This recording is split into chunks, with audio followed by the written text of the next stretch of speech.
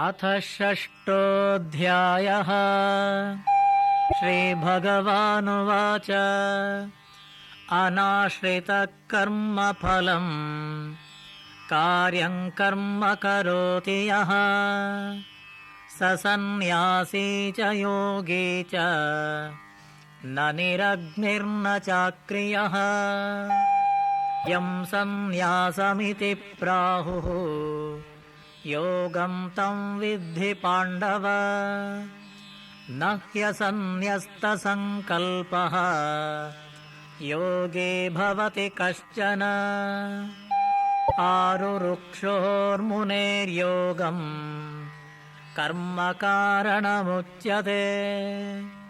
योगारूढस्य तस्यैव शमः कारणमुच्यते। यदा हिनेन्द्रियार्थेषु न कर्मस्वनुषज्यते सर्वसङ्कल्पसन्न्यासी योगारूढस्तदोच्यते।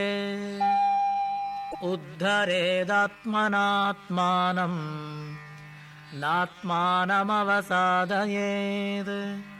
आत्मैव ह्यात्मनो बन्धुः आत्मैव रिपुरात्मनः। बन्धुरात्मात्मनस्तस्य येनात्मैवात्मना जितः। अनात्मनस्तु शत्रुत्वे वर्तेतात्मैव शत्रुवत्।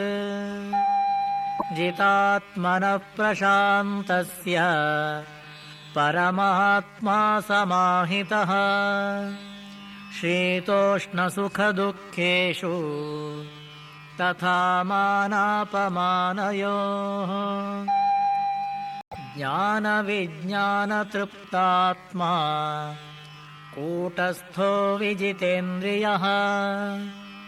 युक्त इत्युच्यते योगी समलोष्टाश्मकाञ्चनः।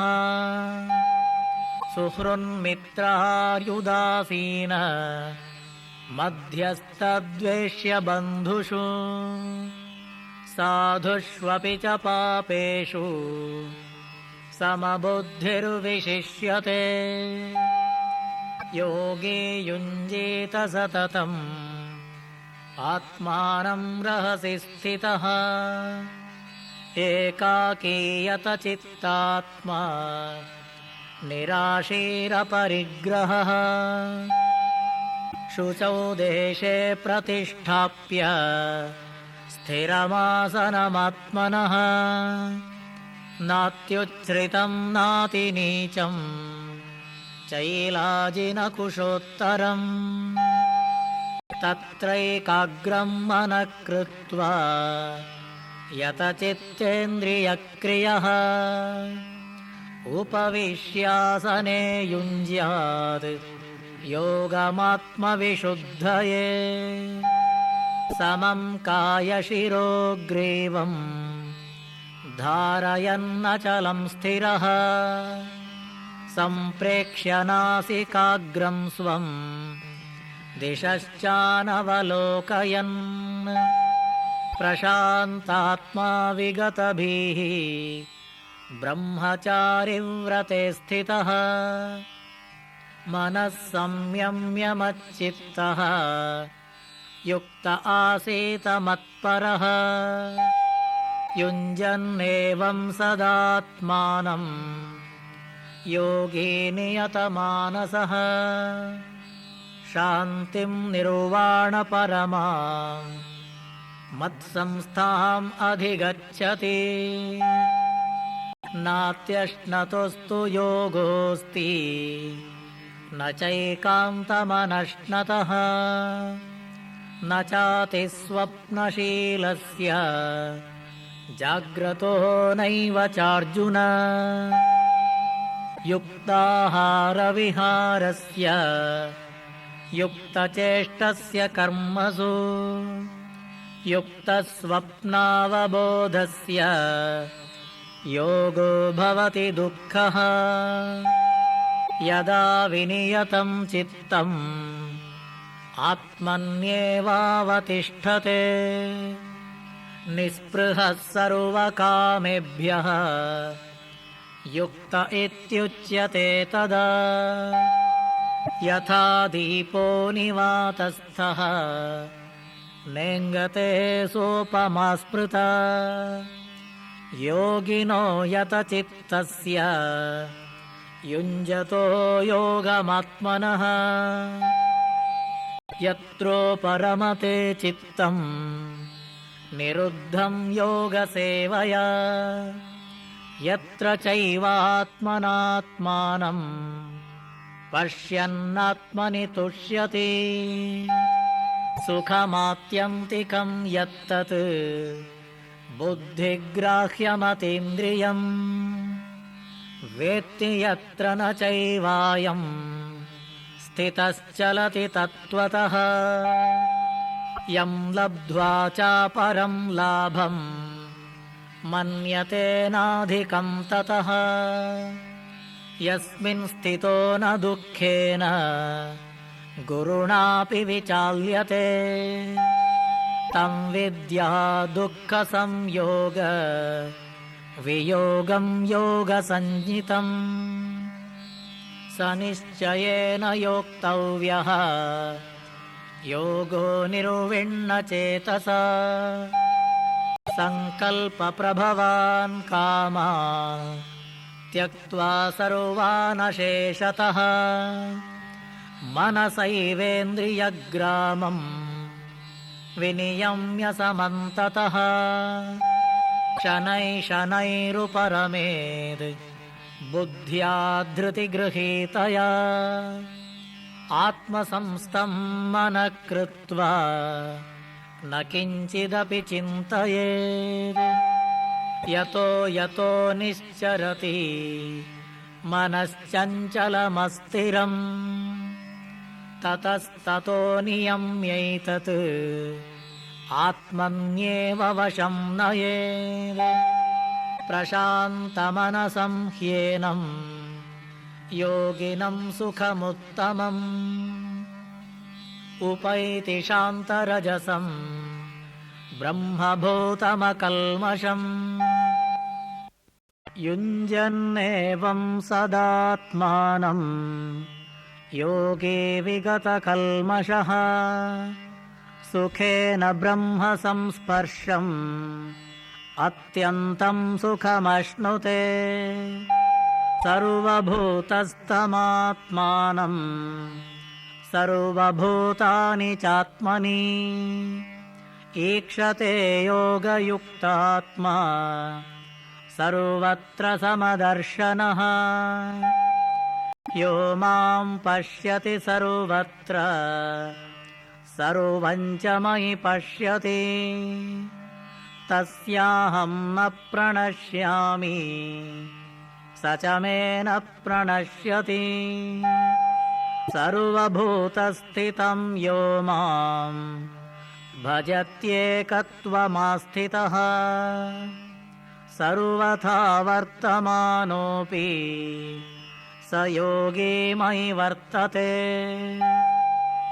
आत्मौपम्येन सर्वत्र समं पश्यति योऽर्जुन सुखं वा यदि वा दुःखं स योगी परमो मतः अर्जुन उवाच योऽयं योगस्त्वया प्रोक्तः साम्येन मधुसूदन एतस्याहं न पश्यामि चञ्चलत्वात् स्थितिं स्थिराम् चञ्चलं हि मनः कृष्ण प्रमाथि बलवदृढम् तस्याहं निग्रहं मन्ये वायोरिव सुदुष्करम् श्रीभगवानुवाच असंशयं महाबाहो मनो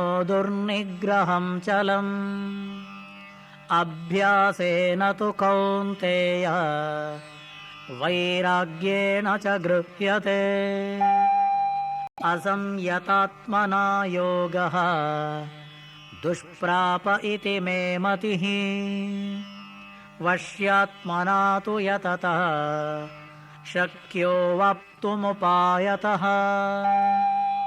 अर्जुन उवाच आयति श्रद्धयोपेतः योगाच्चलितमानसः अप्राप्य योगसंसिद्धिं कां गतिं कृष्ण गच्छति। कच्चिन्नो भयविभ्रष्टः छिन्नाभ्रमिव नश्यति अप्रतिष्ठो महाबाहो विमूढो ब्रह्मणः पथि। एतन्मे संशयं कृष्ण छेत्तुमर्हस्य शेषतः त्वदन्यः संशयस्यास्य चेत्ता न ह्युपपद्यते। श्रीभगवानुवाच पार्थ नैवेह नामुत्र विनाशस्तस्य विद्यते न हि कल्याणकृत् कश्चित् दुर्गतिं तात गच्छति। प्राप्य पुण्यकृतां लोकान् उषित्वा शाश्वती समाः शुचीनां श्रीमतां गेहे योगभ्रष्टोऽभिजायते। अथवा योगिनामेव कुले भवति धीमताम् एतद्धि दुर्लभतरम् लोके जन्म यदीदृशम् तत्र तं बुद्धिसंयोगं लभते पौर्वदेहिकम् यतते च ततो भूयः संसिद्धौ कुरु नन्दन।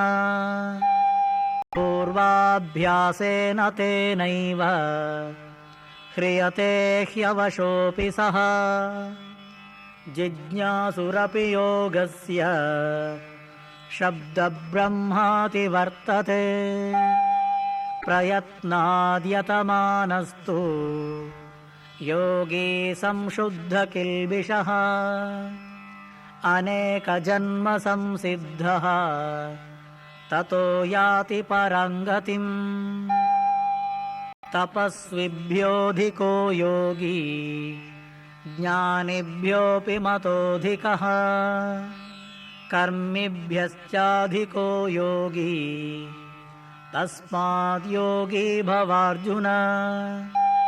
योगिनामपि सर्वेषां मद्गतेनान्तरात्मना श्रद्धावान् भजते यो मां समे युक्ततमो मतः।